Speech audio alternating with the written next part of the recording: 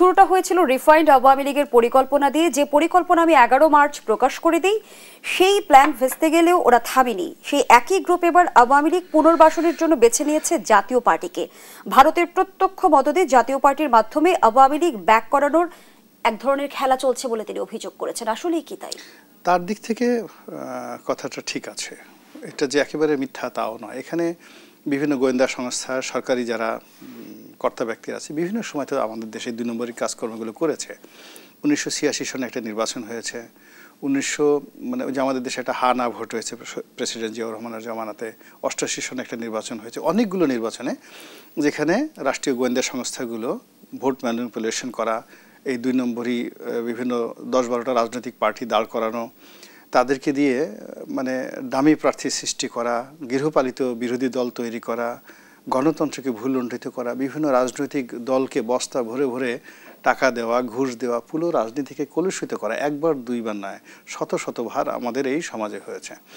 ফলে এটা যে এখন হচ্ছে না এটা কিন্তু বলা যাচ্ছে না। অনেক লোক দেখবেন রাজনীতির মাঠে ঘোরাফেরা করছে, আরে বাবা পাঞ্জাবি দেখলে মনে হয় যে না এইমাত্র এটা কোনো দুবাইয়ের যে শেখ তার জন্য বানানো হয়েছিল, ওটা জোর করে বাংলাদেশে ওই লোক কিনে নিয়ে আসছে যে না, দুবাইয়ের শেখের সাথে আমাদের বাংলাদেশে যে আছে অনেক টাকা পয়সার মালিক, এটা দুবাইয়ের ওই শেখ পড়তে পারবে না, বাংলাদেশের শেখকেই পড়তে হবে।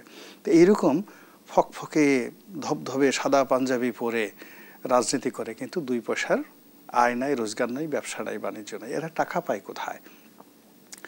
এখন হয়তো এই মব আসছে, নতুন মবের মাধ্যমে কিছু টাকা হচ্ছে, কিন্তু মব আসার আগে তো এইগুলোই তারা বিভিন্ন জায়গা থেকে, বিভিন্ন এজেন্সি থেকে এই টাকাগুলো তারা পেত।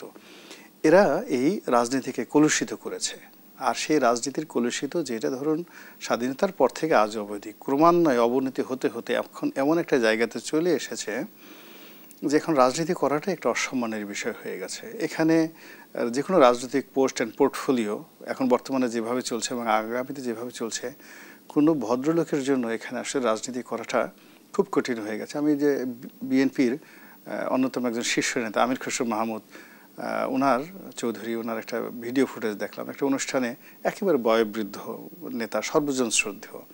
তো তার সঙ্গে দাঁড়িয়ে দাঁড়িয়ে তরুণ একজন বিএনপি নেতা যে অকথ্য এবং অশ্লীল ভাষায় বেয়াদবি করছিল, এবং এটা রীতিমতো ভাইরাল হয়ে পড়েছে। আপনি দেখেন প্রত্যেকটা দলের মধ্যে কিন্তু এরকম একটা বিভেদ এবং বিসংবাদ তৈরি হয়ে গেছে। জাতীয় পার্টির মধ্যে একই অবস্থা।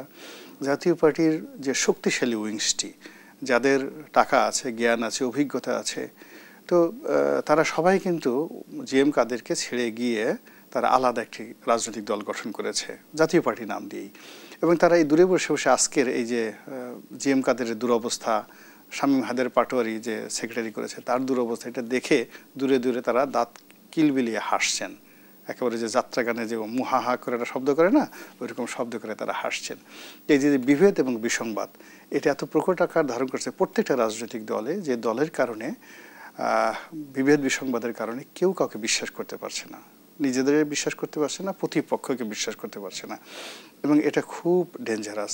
যেটা আপনি প্রথমেই বললেন যে মির্জা ফখরুল যেটা বলেছেন যে একটা একটি উগ্রবাদী গোষ্ঠী, একটা জঙ্গি গোষ্ঠী, এবং এটা যথেষ্ট আতঙ্কিত হওয়ার কারণ আছে।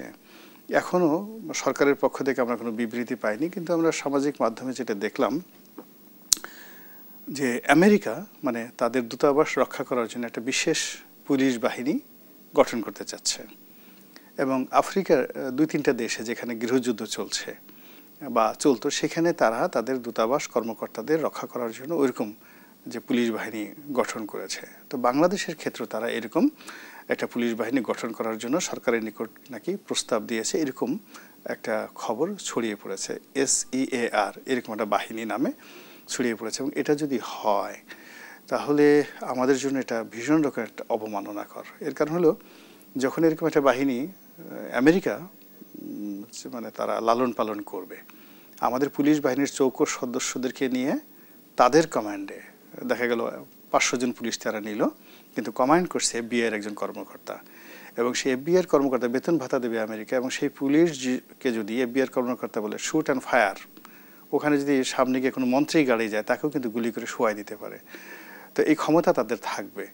তো এটা আমাদের একটা স্বাধীনতা সার্বভৌমত্বের জন্য রীতিমতো চপেটাঘাত। এখন বাংলাদেশে ধরুন আমেরিকার স্বার্থ আছে, ভারতের তো স্বার্থ আছে, তারপর রাশিয়ার স্বার্থ আছে, পাকিস্তানের স্বার্থ আছে, সৌদি আরবিয়ার স্বার্থ আছে।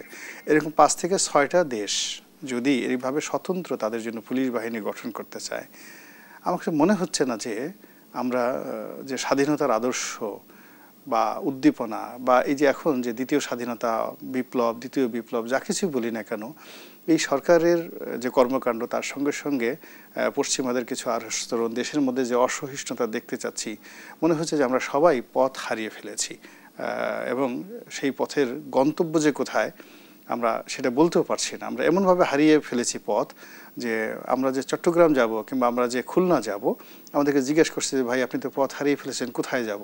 তখন ওই যে আছে না গ্রামের অনেক লোক বাকরুদ্ধ হয়ে যায়, বুড়া মানুষ কথা বলতে পারে না, বলে বডা বডা বডা, এরকম আছে। তো এখন আমাদের জিজ্ঞেস করে যদি হয় আপনি কোথায় যাবেন, আমরা সেই গন্তব্যের কথা বলতে পারছি না, আমরা হারিয়ে গেছি। আমরা শুধু বলি যে বাবা আমি হারিয়ে গেছি, তো কোথা থেকে আসছেন জানি না, যাবেন কোথায় তাও জানি না, এরকম একটা অবস্থা হয়ে গেছে। নির্বাচন নিয়ে আগামীতে যারা ক্ষমতায় আসবে তাদের কথাবার্তা, অন্যান্য যে বিরোধী রাজনৈতিক দলগুলো রয়েছে তাদের মধ্যে যে কথাবার্তা, এবং সরকার, এই সরকারের মধ্যে একটা বড় ব্যাপার হলো সরকার যখনই ভয় পায় তখনই তারা এই 3-4টা রাজনৈতিক দলকে ডাকে প্রথম দফায়, এরপরে অন্যান্য রাজনৈতিক দলগুলো রাগ করে আবার তাদেরকে ডাকে। আগামীকাল 3টি রাজনৈতিক দলকে বৈঠক, এবং এই কাজটা তারা তখনই করে যখন তারা ভয় পায়।